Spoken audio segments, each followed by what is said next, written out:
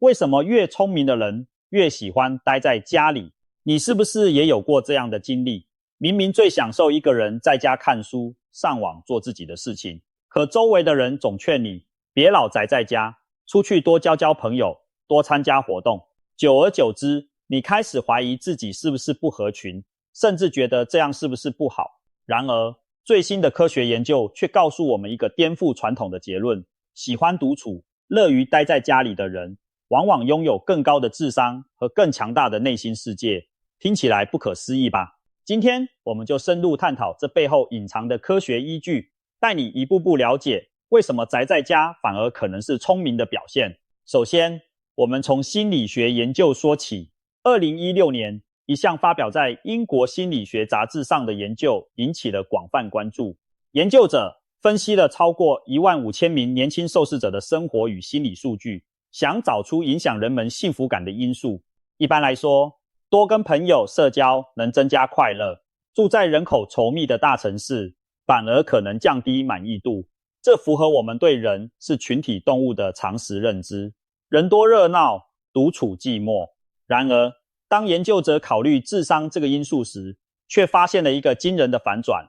对于智力特别高的人而言，情况正好相反，他们跟朋友交往越频繁，生活满意度反而越低。也就是说，高智商人群并不热衷扎堆社交，反而更喜欢独来独往。这结果乍看仿佛违背人性，但正是科学数据给出的真实趋势。为了解释这种现象，研究作者提出了一个进化心理学的概念，称为稀树草原幸福理论。简单说，就是把我们现代人的心理偏好追溯到远古祖先的生活环境去理解。在史前时代，人类祖先生活在稀疏的草原森林中，小型部落紧密合作才能生存下去。那时候独自离群意味着更高的危险，所以我们的祖先演化出渴望社群、害怕孤独的天性。一个人若感到自己孤零零，内心常会不安，因为在原始环境中，被落单几乎等同于生存危机。这种对群体的需求一直遗传到现代，让大多数人在感到孤独时会本能的不舒服。但是，这个理论也指出了一个关键转折：智力的提升改变了这一切。智商越高的人，适应新环境和应对复杂局面的能力就越强。他们不再像祖先那样绝对依赖团体才能解决问题。换句话说，特别聪明的人更有本事独立生存，因而对群体依赖度较低。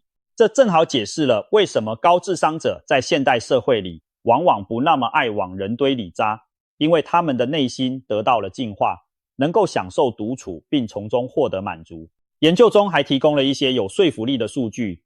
调查显示，对一般人而言，人口密度高，比如城市拥挤，会降低幸福感，而经常和朋友见面则提高幸福感。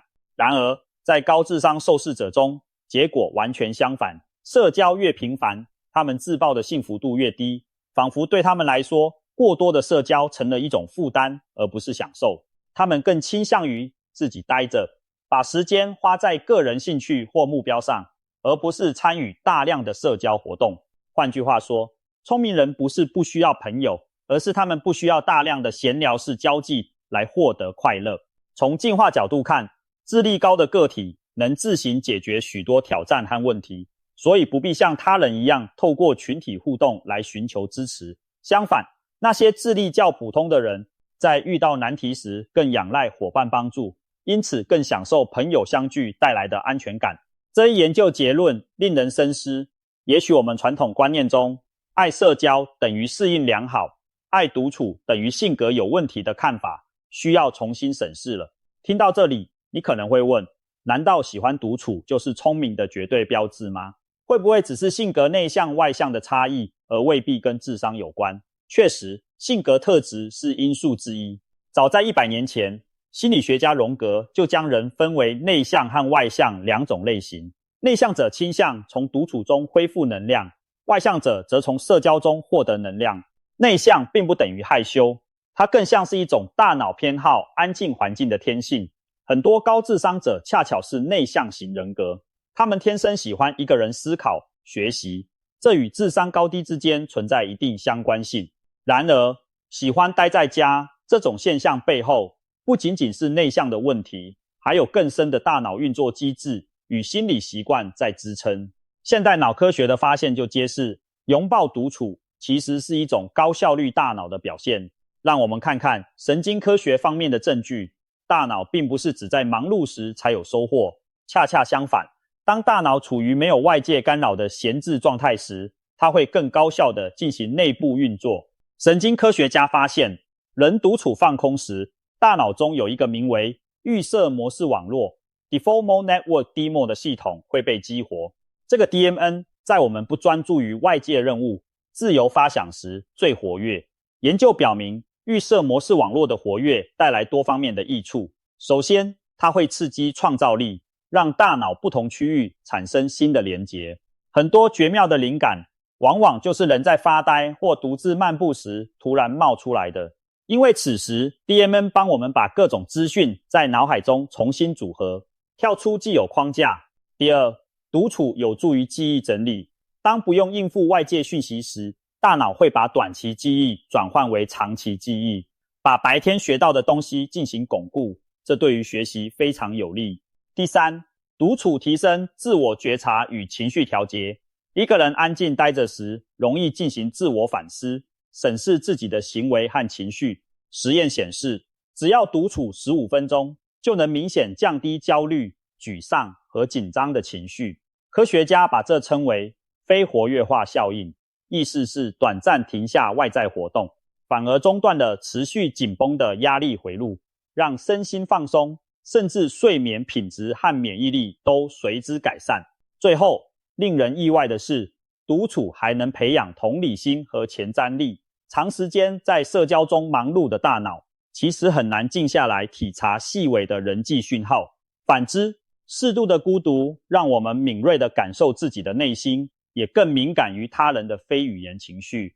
研究发现，喜欢独处的人对他人情绪变化的捕捉能力更强，因为他们习惯观察、倾听内外细节。同时，独处时，我们的大脑也会启动与未来计划相关的区域。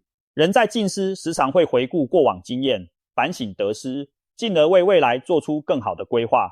可见，独处并不是浪费时间，反而是大脑重新充电、升级自我的关键时刻。除了实验室里的扫描数据和统计分析，现实中还有许多鲜活的例子，说明聪明的人善用独处的力量。历史上那些鼎鼎大名的天才和成功人士，许多都以喜欢静下来独自思考而闻名。我们不妨列举几个享受孤独的名人。阿尔伯特·爱因斯坦这位物理学巨匠，从小就表现出对安静独处的偏好。他不太爱参与孩子们的大声玩耍，更乐于一个人搭积木，思考数学问题。长大后，爱因斯坦自称是个独行侠。他曾说过，随着年岁增长，自己对独处的重要性体会越来越深。他在没有干扰的环境下，才能全神贯注地思考。也正是因为经常一个人沉浸在思想世界中，他才能跳脱世俗观点的束缚，提出颠覆传统的相对论。可见，独处给了爱因斯坦酝酿惊世智慧的空间。玛丽居里这位获得2次诺贝尔奖的科学家，也是深谙独立钻研之道的人。年轻时的玛丽居里就养成自己一个人埋首学习的习惯，即使婚后有了家庭，她仍然保持每天独处几个小时进行研究的节奏。据她的女儿回忆，母亲经常一整天心里想的都是数学公式和物理实验，对外界的应酬反而兴致缺缺。正是这种沉浸式的独处，让她在嘈杂的世界中开辟出属于自己的安静角落，最终取得科学上的巨大突破。亨利·戴维·梭罗，美国著名作家，他用实际行动诠释了独处的价值。梭罗曾独自一人隐居在瓦尔登湖畔长达2年，远离城市喧嚣，过着自给自足的简朴生活。在那段时间里，他每天观察自然，思考人生，最终写出了传世名作《瓦尔登湖》。梭罗的经历证明，刻意的孤独能引导人更深入地认识自我和世界，并迸发出创作的灵感火花。艾萨克·牛顿发现万有引力定律的科学伟人，同样以离群索居闻名于世。牛顿年轻时几乎没有什么自由，性格上非常独立。他把大量时间用在独自演算数学、钻研科学问题上。据史料记载，牛顿曾在瘟疫期间避居乡间，他一个人在农庄的花园里沉思时，苹果从树上掉落的画面给了他灵感，从而开创了经典的引力理论。可以说，如果没有牛顿那无数个孤独苦思的日夜，就没有后来物理学的伟大飞跃。除了以上这几位，还有许多成功人士把善于独处当作习惯和策略。比方说，企业界的天才比尔盖茨就非常推崇独处思考。他每年会刻意抽出2周远离日常工作，独自待在森林小屋里度过所谓的思考周，不带家人，不见同事，只有一箱子他精挑细选的书相伴。在完全不被打扰的1周里，盖茨大量阅读，反思微软未来的方向。许多重大灵感就是在这样的独处中诞生的。再如文艺复兴巨匠里奥纳度·达文西，他作画时喜欢一个人静静地凝视作品。据说在创作《最后的晚餐》时，达文西常常站在画前冥想好几个小时，想通了灵感才挥笔画上一笔，随后又走开独自沉思。旁人看来这好像是发呆或拖延，但实际上这正是他大脑极度活跃、灵感酝酿的过程。许多跨越时代的点子都是在这种表面静止、内心奔腾的时刻被孕育出来的。由此可见，对很多顶尖人物而言，独处不是性格古怪，而是一种让自己智力优势最大化的策略。从以上科学研究和名人案例，我们可以看出一个共通的主题：独处的能力本身就是一种智慧。喜欢待在家里也好，独自去散步、旅行也罢，能够享受独处的人往往具备一些特质，这些特质与高智商相辅相成。心理学家早就指出，人需要独处，而且非常有必要学会独处，因为独处是回应内在冲突、满足自我需求的能力。那些乐于独处的人，大多拥有强大而稳定的内心，他们不容易感到无聊空虚，反而把一个人的时光视为自我充实的机会。他们也不随波逐流，不会因为害怕跟不上别人就勉强自己参与不喜欢的社交场合，更不会人云亦云地附和群体意见。相反，他们有清醒的主见和理性思维，敢于做真正的自己。这其实需要心理上的勇气与定力，某种程度上也是智力和见识带来的自信。此外，真正聪明的人往往有较高的自我价值感和自尊，他们不太在意他人随口的评价，更注重内心对自己的认定。因为不需要透过别人的眼光来证明自己，他们才敢放心地选择独处，而不怕被贴上怪人、孤僻的标签。这种对自我的坚定，其实正是成熟和智慧的一种体现。试想，一个人如果内心不够强大，反而很难忍受孤独的挑战，长时间没有外界的肯定和陪伴，心里可能就会慌乱。所以，能经得起独处考验的人，必定拥有坚韧的心理素质。聪明的人还有一个特点，善于自省和学习。独处给予他们充分的时间审视自己。许多喜欢独处的人都有每天反思的习惯，他们会经常问自己：我今天做得怎样？有哪里可以改进？遇到挫折时，他们倾向从自身找原因，而不是把时间全拿去向别人抱怨。这种自主学习和反省的能力，让他们能不断成长。事实上，自我反思本身就是高智商者常见的习惯之一，因为他们的大脑习惯分析总结经验，在独处时更能冷静地审视自己的不足，然后主动去学习新的知识来弥补。长此以往，他们更容易形成清晰的人生目标和强大的内在动力。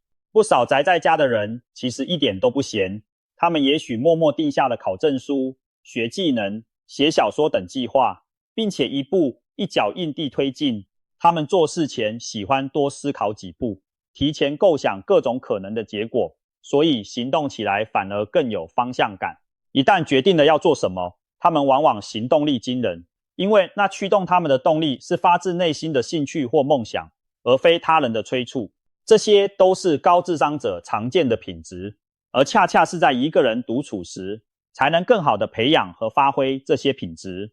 谈了这么多优点，你可能开始重新审视宅这件事了。不过这里有一点需要澄清，享受独处和消极地沉迷家中是两回事。科学发现独处有益，指的是主动选择高品质的孤独时光，而不是鼓励大家与世隔绝，不问世事。喜欢待在家不等于自我封闭，也不是整天窝在沙发上无所事事。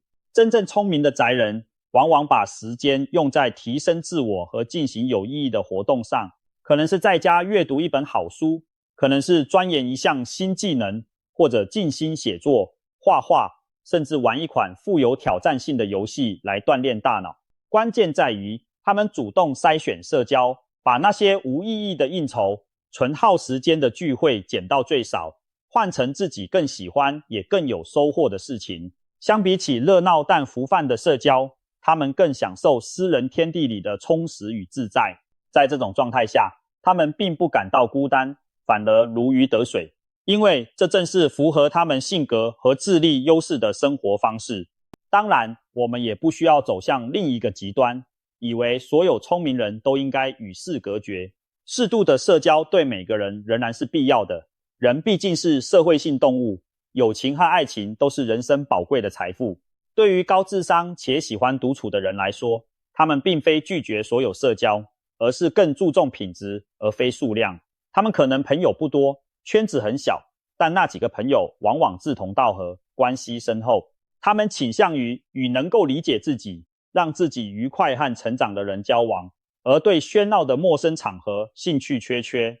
如果你身边有这样的朋友，可能你会发现，平时他们很少露面，但关键时刻绝不缺席。他们也许话不多，但言语之间常常一针见血，富有见地。这正是因为长时间的独处，让他们更清楚自己是谁，要什么，也更懂得欣赏和珍惜真正重要的人。因此，他们在人际关系上选择慎重，但一旦投入，便是真心实意。现在，我们可以回到开头提出的问题：为什么越聪明的人越喜欢待在家？经过一番深入探讨，我想答案已经呼之欲出了。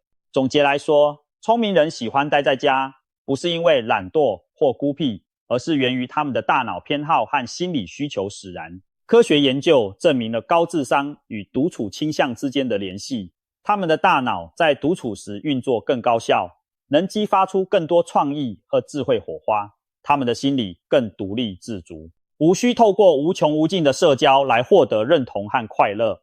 对他们而言，家里那片小小天地并不冷清，相反，那是孕育梦想和思考人生的温床。在外人看来，他们或许只是宅在房间，没出门，但在他们自己看来，内心的探索冒险从未停止。一本书可以带他们畅游古今，中夜的冥想能让他们构想未来。电脑屏幕前，他们可能正在创造软件或艺术作品，甚至发呆时，他们的大脑也许在进行一场和自己对话的思想实验。所以，如果你也是那个总被朋友笑称太宅的人，不妨坦然一笑，你并没有什么问题。相反，你也许比他们想象中更聪明。当然，我们不鼓励刻意与世隔绝，人生还是需要亲情、爱情和友情来点缀。但请记住，享受独处是一种才能，也是一种福气。它意味着你拥有丰富的内心世界，不怕与自己相处。很多时候，创造和成长就发生在这样的宁静时光中。学会跟自己对话，与自己作伴，反而能让你在人际交往中更游刃有余，因为你清楚自己是谁，也更懂得体谅别人。在高度连结的现代社会中，人人都被手机讯息、社群网络裹挟着前进，好像一刻独处都是浪费。然而，那些真正杰出聪明的人却明白适时按下暂停键的重要。智慧往往就藏在安静的角落里。当别人喧嚣不停时，聪明的人选择静下心来充实自己。当潮流一窝蜂涌向热闹处，他们敢于逆流而上，守住心灵的一方净土。这不是逃避，而是一种战略性的沉淀。最终，他们会以更强大的姿态重新出发，带来令世人惊叹的成果。总而言之，越聪明越喜欢待在家，并非调侃之语，而是有科学根据的现象。它提醒我们，一个人乐于独处，自得其乐，背后可能蕴藏着强大的智力与内心力量。与其嘲笑那些喜欢宅在家的人，不如试着理解他们的选择，说不定他们正在酝酿什么大计呢？对于我们每个人来说，也许都可以从中获得启发。适当给自己一些独处的时间吧，培养与自己相处的能力。你可能会发现，那些静下来思考的时刻，反而让你变得更睿智、更创造，也更了解自己真正想要的是什么。下次再有人因为你总待在家而质疑你时，你大可微微一笑，拍拍脑袋，幽默地回答：我只是在提升智商，毕竟享受独处是一种难能可贵的智慧。愿我们都学会在喧嚣中拥抱孤独，在孤独中孕育属于自己的精彩。